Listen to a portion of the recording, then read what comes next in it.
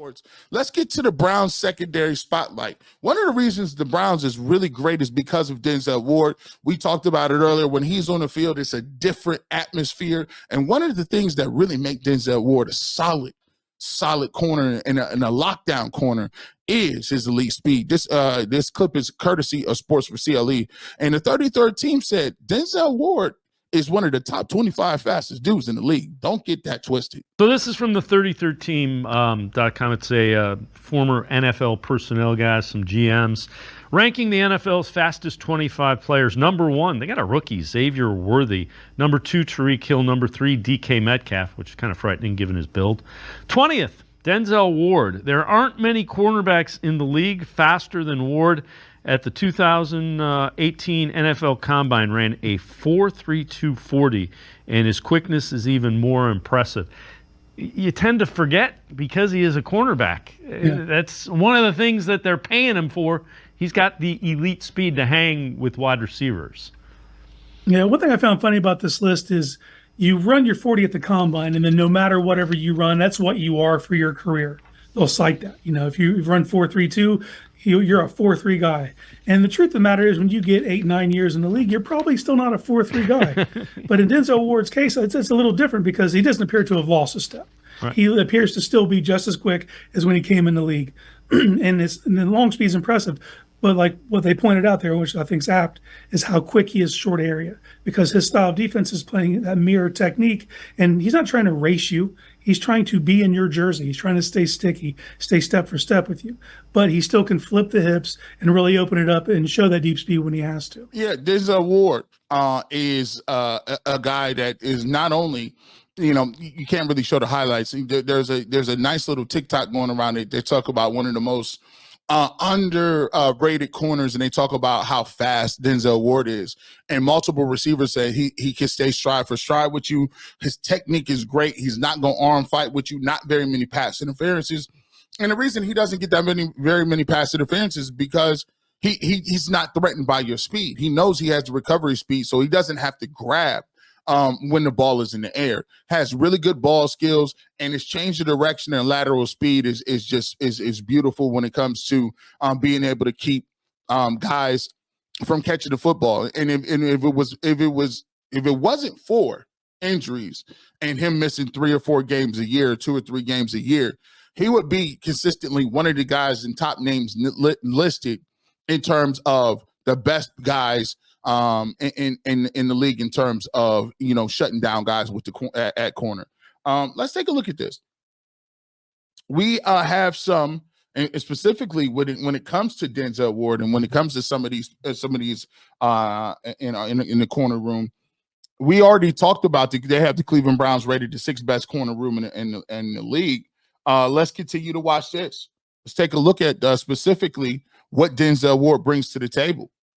Denzel Ward, they have ranked number 17 according to PFF. Many talented cornerbacks have suffered injuries in the past few seasons. And this bug hit Denzel Ward in 2022 and 2023. His grades have taken a hit because of it, but when he's on the field, the Browns secondary instantly becomes one of the best in the NFL. The former Ohio State Buckeye star earned an 88.6 coverage grade his first 4 seasons in the NFL from 2018 to 2021, the 5th best mark in the league over that span. You look at it, I think Denzel Ward, you know, he took a little bit of a ding because of the injuries, but make no bones about it. When he's on the field and those 3 guys are playing together, they can cover 3 receivers. You look at how well they play against Tee Higgins and Jamar Chase and Tyler Boyd when they played for the Cincinnati Bengals, some of the best receivers in the league. They fared very well against those 3 as well. Let's take a look. Here's another guy who kind of is maligned a little bit. They picked his 5th-year option up. Greg Newsome comes in at 24. Think about this. This is in the top 32 corners in the league. So you got 17 and 24. Greg Newsome says the Browns fielded arguably the best defense in the NFL last season, and Newsome's play out of the slot was a big reason why he earned a very respectable 74.4 grade over the past 2 years, and his 21 forced incompletions are tied for 20th at the position over the same span. And I think it's a little bit of strength in numbers, because if you look at it in the top 32, They had number 17 with Denzel Ward, number 24 with Greg Newsome. But you take a look at it, they have James Bradbury of Philadelphia at number 33.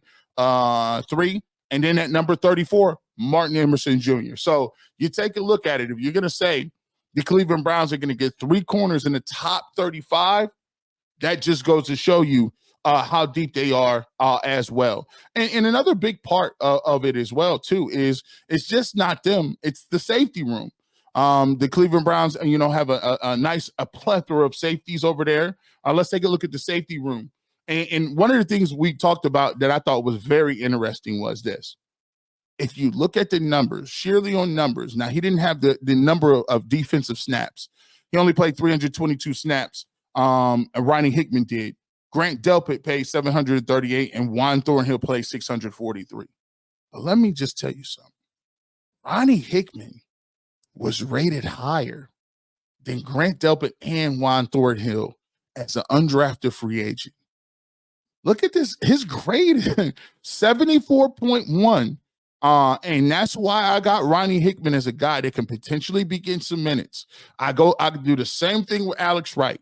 Juan Thornhill has been injury prone. Zadarius Smith has been known to be banged up. Obo Akaranko is known to be banged up. Those young guys filled in quite nicely last year in spot duty, and Ronnie Hickman might be a guy who can step up and possibly steal a little spot somewhere. I'm telling you right now. Let me just pull him up. Let me take a look at Ronnie Hickman real quick. Here we go. We'll get you together. We get and then I want to take another deep dive a little bit too into the safety room, because you do have a guy who did make top 32 at the safety position. But take a look at Ronnie Hickman.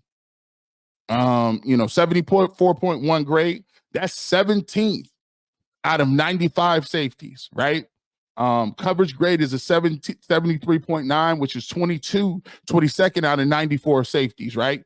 So, I mean, that's very respectable. I liked him coming out of Ohio State. He was undrafted. You know what you can do. Juan Thornhill's making a little bit of a chunk of change. And if you can replace him, if he can be a guy that could come in and play at a higher level than Thornhill, there's a chance that Thornhill could be a candidate that might not be here. That's the way the game works. That's the way the game works. So Ronnie Hickman is definitely a nice piece at safety. Let's take a look at another safety. They did Grant Delpit started the year off good, right? Started off the year hot. He came in at number 22 in terms of the free safeties and strong safeties. They put the safeties together. Grant Delpit came in at number 22. So that's another Cleveland Brown in the top 32 at a position. So although Delpit once faced injuries, cutting his 2023 campaign short, it was the LSU's best season, LSU products, best season in the NFL so far. He began the year with back-to-back 90-plus PFF grades and was the PFF's 11th rated highest graded safety after week 9. So you could tell the injuries caught up to him a little bit, but after week 9, 77.7, his performance tailed off a bit. The season ended early, but still finished as a 31st ranked safety in PFF overall grade. So out of all the safeties, free and strong, Grant Delpit right now looks like he's coming in at number 22. So, when you take a look overall at all of the the stats and the different things in the publications, one thing that stands out is that the Cleveland Browns have playmakers at every single level, from the inside interior to the outside edge rushers, linebackers, corners, slot corners, safeties. They got playmakers at every single level. And I'm going to tell you what, the Cleveland Browns defense is going to be better than it was last year, and that can be very dangerous. If they can translate on the road, and get that zipped up, add a couple of wrinkles in terms of the cover 3, and not letting man coverage be their kryptonite or boom or bust, so to speak. I think that year 2 and Jim Schwartz's defense could be very, very stingy for offenses out there. You let me know. Do you think the Cleveland Browns have an opportunity to be better in 2024 than they did in 2023? You put it in the comment section and let me know which player you're looking to take the biggest jump for the Cleveland Browns. With that.